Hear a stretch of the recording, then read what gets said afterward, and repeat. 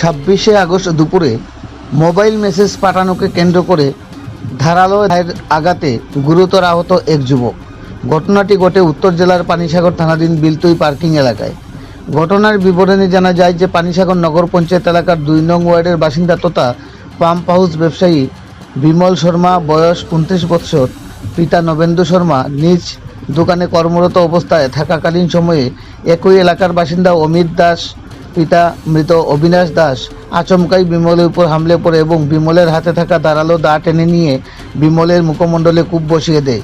এতে রক্তাক্ত অবস্থায় মাটিতে লুটিয়ে পড়ে বিমল। বিষয়টি প্রত্যক্ষ করে স্থানীয় এলাকার লোকজন তড়িঘড়ি খবর পাঠায় পানিসাগর অগ্নি নির্বাপক দপ্তরে।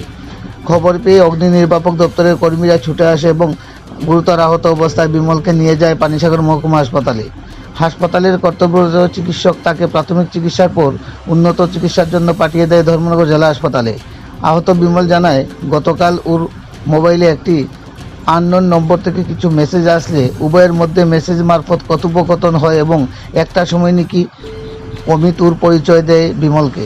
বিমল জানায়, এরই সূত্র ধরে আজ আচমকাই অমিত ওর উপর চড়াও হয় এবং নৃশংস আক্রমণ সংঘটিত করে। উক্ত ঘটনার খবর পেয়ে পানিসাগর মহকুমা হাসপাতালে ছুটে যায় পানিসাগর থানার পুলিশ এবং গোটা ঘটনাটির খোঁজখবর নিয়ে 1 ঘন্টার মধ্যেই অভিযুক্ত অমিতকে জালে তুলে পানিসাগর থানার পুলিশ। মোবাইল মেসেজ পাঠানোকে ঘিরে একই এলাকার এক যুবক কর্তৃক অপর আরেক যুবককে প্রাণে মারার চেষ্টা ঘিরে গোটা বিলতুই পার্কিং এলাকা সহ গোটা পানিসাগর জুড়ে জনমনে আতঙ্ক ছড়িয়ে পড়ে। এখন দেখার বিষয় নৃশংস আক্রমণের বিরুদ্ধে পানিসাগর থানার পুলিশ কী পদক্ষেপ গ্রহণ করেন। পানিসাগর থেকে নিজস্ব প্রতিনিধি রিপোর্ট, শ্যামলী ত্রিপুরা। কি নাম আপনার? বিমল শর্মা। কোন জায়গাতে বাসা? আমরা মেইন বাসা আসাম নিলাম বাজার। আর এমনি এখানে বর্তমানে? এখানে তো আজকে প্রায় 20 বছর হয়ে যায় আমি এখানে কাজ করি। কোন জায়গাতে? এখানে বিলতুই পার্কিংয়ে আমার টায়ার দোকান আছে। তো আজকে এই ঘটনাটা কীভাবে ঘটলো?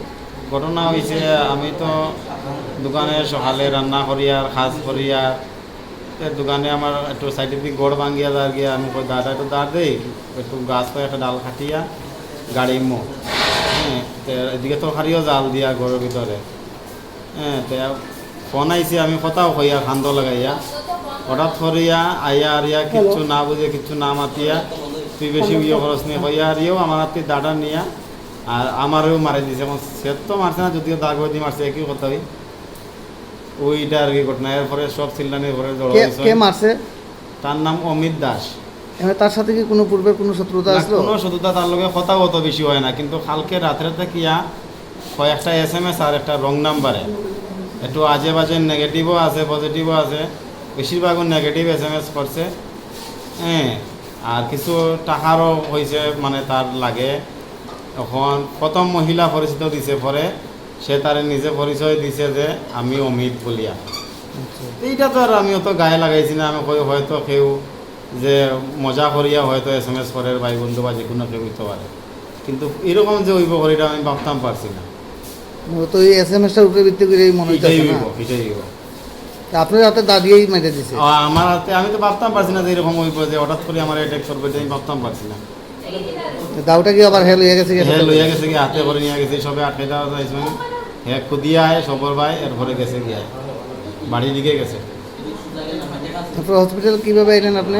হসপিটাল ফায়ার সার্ভিস কল করা হয়েছে।